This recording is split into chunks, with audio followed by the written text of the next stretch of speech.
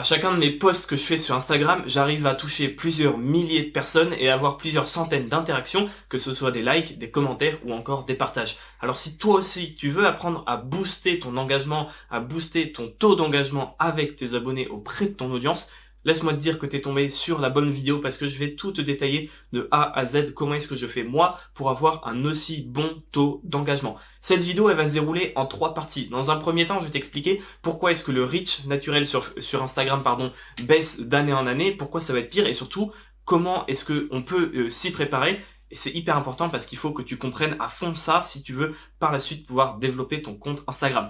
Dans la deuxième partie, je vais te donner 5 méthodes qui vont te permettre dès ce soir de commencer à augmenter ton reach donc et à augmenter ton taux d'engagement avec les personnes qui te suivent. Et dans la troisième partie, la plus importante, le meilleur pour la fin, je vais te partager avec toi, et c'est pas des blagues, la stratégie dont personne aujourd'hui ne parle en France. J'ai été la chercher aux États-Unis, tout droit directement importée d'outre-Atlantique. Cette stratégie qui m'a permis du jour au lendemain, à partir du moment où j'ai commencé à l'appliquer sur mes propres publications, à faire x2, x3 sur mon nombre d'interactions et à toucher beaucoup plus de monde grâce au hashtag. Donc cette stratégie-là, je la garde pour la fin de la vidéo. Tu verras, toute la vidéo est hyper importante. Il faut que tu comprennes les 2 premières parties pour comprendre comment utiliser la méthode un peu secrète dont je vais te parler. Mais c'est vraiment du lourd. Cette vidéo, elle va être de qualité. Je vais essayer de condenser tout ce que je sais en un minimum de temps. Et normalement, si tu prends 10-15 minutes pour la finir, à la fin, tu seras capable d'adopter une stratégie Instagram sur ton propre compte et de démultiplier tes résultats pour booster ton taux d'engagement. Juste avant de commencer, je me présente très rapidement si tu me connais pas encore. Je m'appelle Louis et sur cette chaîne,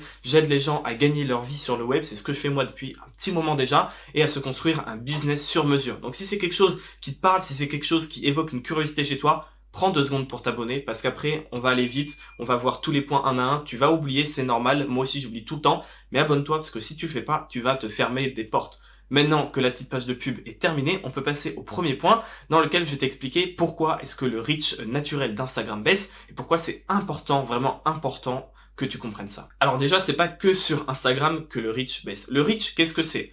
En gros, c'est le nombre de personnes qui, parmi les gens qui te suivent, vont voir ta publication. Imaginons que tu as 100 abonnés et que quand tu publies une photo, en moyenne, Instagram la met dans le fil d'actualité de 20 personnes. Tu auras donc 20 personnes qui auront ton contenu devant les yeux, alors que tu as 100 abonnés et tu auras donc un reach de 20%. En fait, le reach, il est un peu plus élevé que ça, mais ce qu'il faut comprendre, c'est qu'il a tendance à baisser au fil des années, et ce, quelles que soient les plateformes. Quand un réseau social arrive sur le marché, en ce moment, on a un super bon exemple avec TikTok. TikTok, ils viennent d'arriver. Pourquoi est-ce que tout le monde va sur TikTok ? Parce que tout le monde te dit que si tu crées ton compte TikTok, tu peux avoir des centaines et des milliers de vues dans les premiers jours. À quoi c'est dû ? C'est dû au fait que le reach sur TikTok est absolument énorme. Tu vois, ils ont boosté le reach à fond. Et c'est pas les seuls à faire ça. Instagram a fait pareil, Facebook a fait pareil, tous les réseaux sociaux font pareil quand ils débutent parce que c'est le meilleur moyen pour eux d'attirer énormément de gens en leur disant venez chez nous. Si vous venez chez nous, c'est ce que fait TikTok aujourd'hui. Si vous venez chez nous, vous allez être mis devant les yeux de plein de personnes et vous allez avoir un bien plus gros reach que vous auriez sur Instagram. Maintenant, pourquoi est-ce que ça va pas durer ? Ça va pas durer pour TikTok, tu vas le voir, j'en mettrai ma main à couper. C'est qu'en fait, derrière ça, c'est pas forcément rentable. Toutes les plateformes, on a un super exemple avec Facebook, notamment avec les pages Facebook. Avant, les pages Facebook, il y avait un reach de dingue, tu vois, t'avais 10 000 personnes qui likaient ta page, quand tu postais une publication, sur les 10 000, t'en avais 9 000 qui la voyaient, tu vois. Aujourd'hui, le reach sur Facebook est de 5% au niveau des pages. 5%. C'est-à-dire que si tu as, je sais pas moi, 100 000 personnes qui suivent ta page Facebook, tu vois, t'as une page Facebook à 100 000 likes, un truc énorme. À l'époque, ça pouvait rapporter. Maintenant, sur les 100 000 personnes, il y en a que 5 000, 5% donc, qui verront tes publications. Et pourquoi est-ce qu'ils font ça ? Il faut vraiment que tu comprennes ça. Parce que si tu comprends ça, tu vas comprendre pourquoi est-ce que Instagram va faire la même chose. Surtout qu'Instagram appartient à Facebook. Donc c'est sûr et certain, il va se passer la même chose.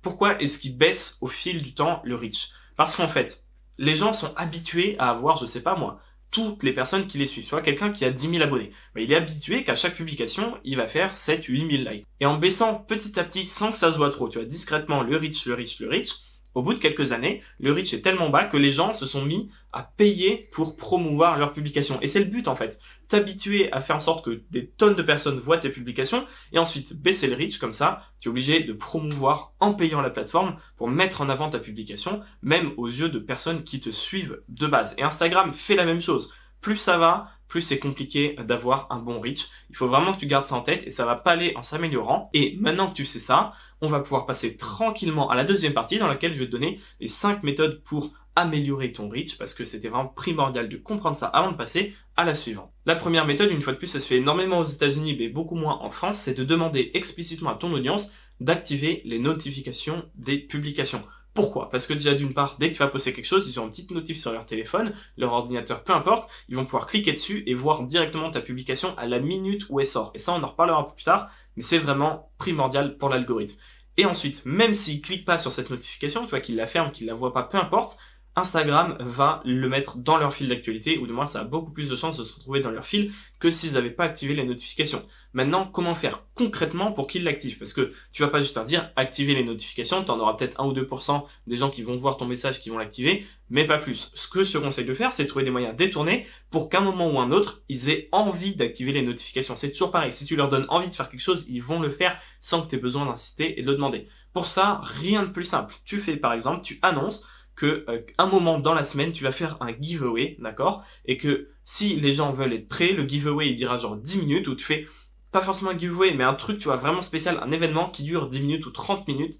Et tu leur dis que s'ils veulent pas le rater, il faut qu'ils activent les notifications parce que seulement ceux qui seront là dans les 10 minutes qui suivent le moment où tu vas commencer pourront accéder à un live, bénéficier d'une récompense, parler avec toi en privé, peu importe, ok? Tu trouves une motivation pour eux et tu leur donnes envie d'activer les notifications. Et l'avantage, c'est que même une fois que cet événement sera passé, la plupart des gens vont oublier de les désactiver, auront la flemme de le faire. Et chaque fois que tu auras tes publications, ils auront une notification, ils la fermeront. Et même s'ils la ferment, ça sera dans leur fil d'actualité. La deuxième méthode, c'est d'engager en commentaire. Mais je t'arrête tout de suite. Pas comme tout le monde. J'ai un petit truc en plus qui va te permettre de voir 2 à 3 fois plus de commentaires sur tes posts. Déjà, la méthode classique, c'est quoi? Dans ta petite description de ton contenu, que ce soit une photo, une vidéo, tu poses une question, et vous, qu'est-ce que vous en pensez, machin, t'essaies de jouer sur l'indignation. L'indignation, aujourd'hui, les études l'ont prouvé, c'est le sentiment qui provoque le plus de réactions et de partage sur les réseaux sociaux, tu vois. Quand les gens voient une vidéo qui les met en colère et ils partagent, si ça les indigne, précisément de l'indignation, ils vont encore plus le partager.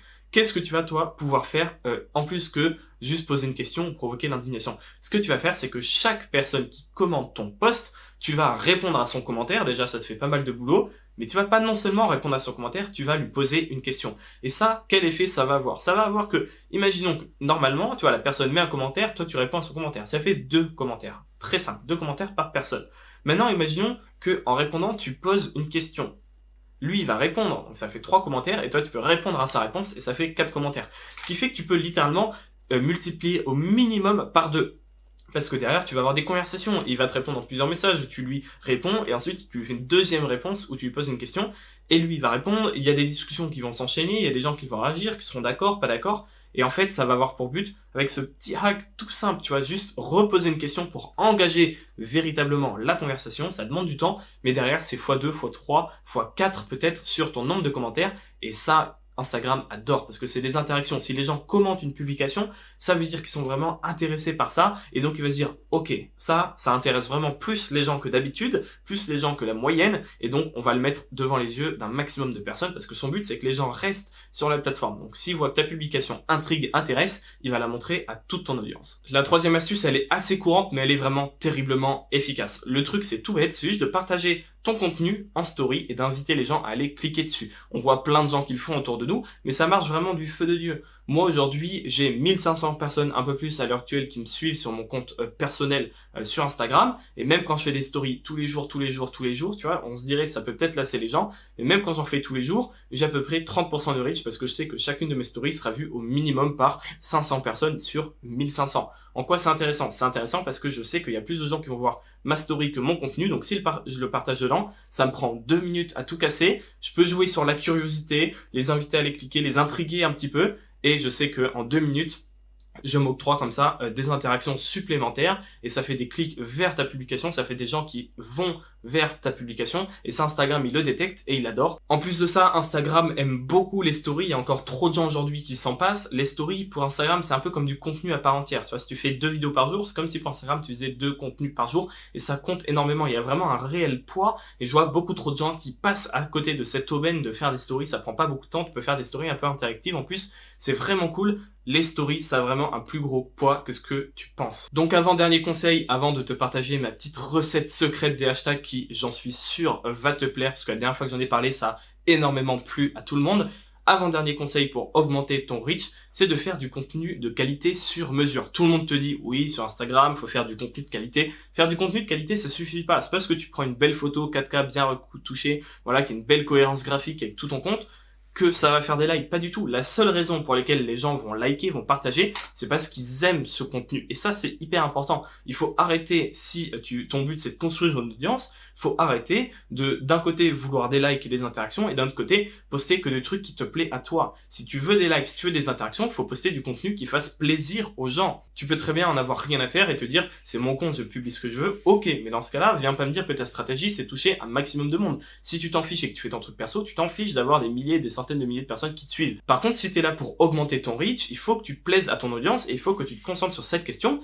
Qu'est-ce que mon audience aime voir? Qu'est-ce qu'elle aime le plus? Et ça, c'est très simple. Tu vas prendre dans tes statistiques et tu vas regarder quelles sont les photos, quelles sont les publications qui ont eu le plus gros résultat, tu vois, auprès de ton audience. Qu'est-ce que ton audience a le plus partagé? Qu'est-ce qu'elle a le plus aimé? Qu'est-ce qu'elle a le plus commenté? Qu'est-ce qui a suscité le plus d'intérêt auprès de ton audience? Et tu vas essayer de trouver des similitudes entre tes meilleurs contenus et répliquer ça, tu vois. Moi, si demain, je fais une vidéo sur les podcasts, tu vois, comment démarrer son premier podcast, et que d'un coup, je fais 10 fois plus de vues, plein de commentaires, plein de gens qui s'abonnent. Évidemment que je vais refaire une vidéo sur les podcasts. Ça m'intéressera pas forcément plus que Instagram ou que YouTube, tu vois, tout m'intéresse. Mais si ça intéresse plus les gens, eh ben, vu que mon but, c'est de faire grossir mon audience sur YouTube, je vais faire une vidéo là-dessus. Ça doit être pareil sur Instagram. Faut arrêter de se concentrer sur soi.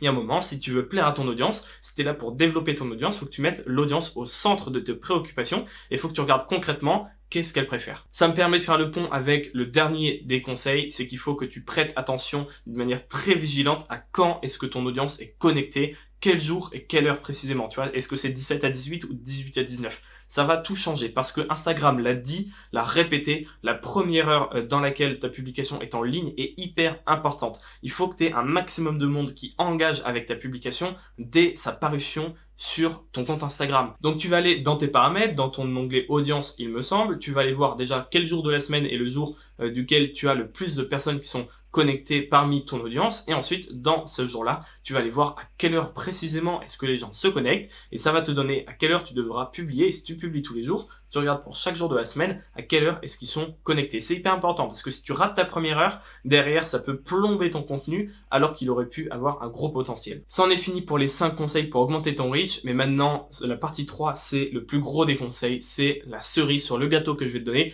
Mais juste avant de te la donner, je vais te faire patienter encore un petit peu et je vais te rappeler que si tu es intéressé par ce que je te dis, il faut que tu t'abonnes. Il faut que tu t'abonnes. Je suis en train de forcer, mais c'est pour ton bien. Ça me fera plaisir, mais tu éviteras de rater les vidéos que je sors tous les jours pour t'aider à gagner de l'argent sur Internet. Donc je pense que maintenant on est prêt pour passer à la troisième partie dans laquelle je vais donner voilà, tout simplement le plus gros conseil, le plus gros atout de cette vidéo selon moi, ma stratégie de hashtag que personne ne fait et qui a des résultats énormes. Donc cette stratégie, je vais pas te faire patienter plus longtemps, je vais te l'expliquer en détail. Je me décale un petit peu, comme ça je vais pouvoir rajouter des captures d'écran, je sais que je vais avoir besoin de prouver vraiment ce que je dis à l'oral, mais en gros, c'est très simple.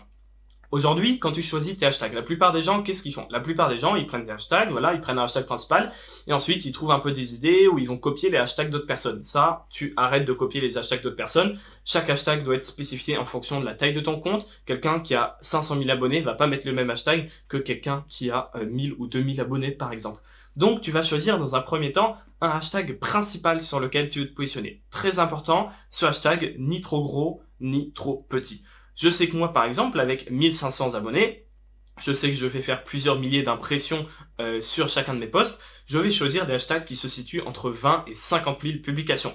Tu vas me dire, mais quel rapport avec le nombre de publications sur ce hashtag? En fait, plus il y a de publications sur un hashtag, plus il est connu et plus il y a de compétition, ok? Vaut mettre en compétition avec 1000 publications qu'avec 1 million de publications. Tu te doutes bien que dans le premier cas, dans le premier hashtag, ça va être plus simple d'être en haut et donc plus simple de faire en sorte que de nouvelles personnes te découvrent. Une fois que tu as choisi ton hashtag principal, très important, qu'est-ce que tu vas faire? Tu vas taper ce hashtag et tu vas cliquer dessus pour ensuite afficher les hashtags connexes. Ça, c'est un truc, c'est sous nos yeux, hein. C'est sous nos yeux depuis le début. Personne ne l'utilise, ou du moins les gens l'utilisent, mais pas à son plein potentiel. En fait, qu'est-ce que c'est les hashtags connexes? C'est les hashtags qui sont, selon Instagram, liés à ton hashtag principal et qui sont les plus proches. L'avantage, c'est que ces hashtags connexes, tu peux les copier-coller et les rajouter à côté de ton hashtag principal. Pour donner un exemple concret, si je prends le hashtag hôtel Bali, ok? Hôtel Bali tout attaché, parce que c'est une photo d'un hôtel à Bali. Je vais aller dans les hashtags connexes, je vais cliquer dessus, je vais voir tous ces hashtags connexes et je vais prendre tous ces hashtags un par un. Et dans la description de mon post, il y aura le hashtag principal, donc hôtel Bali, et tous les hashtags connexes. Et c'est là que la plupart des gens font une erreur. Ils en enlèvent ou ils en rajoutent. Non, non, non, tu ne touches à rien. Tu prends ton hashtag principal, ton hashtag connexe et rien d'autre. T'en rajoutes pas, t'enlèves pas. Tu te fixes à ça. Tu renseignes ton texte alternatif aussi, très important, de ta photo. Tu mets une localisation qui est adaptée, et là, normalement, ça va décoller, c'est parti, si tu as choisi une bonne taille de hashtag. Mais surtout, j'insiste, au niveau des hashtags en tout cas, tu n'en rajoutes aucun et tu n'en enlèves aucun. Ton hashtag principal et tous ces hashtags connexes. J'espère que cette vidéo t'a plu, en tout cas, moi je te mets 2 vidéos qui sont complémentaires à celle-ci pour pas t'arrêter là et vraiment aller plus loin si tu veux avoir de gros résultats. Oublie pas aussi de rejoindre le club, t'as toutes les infos dans le premier commentaire épinglé ou le premier lien dans la description.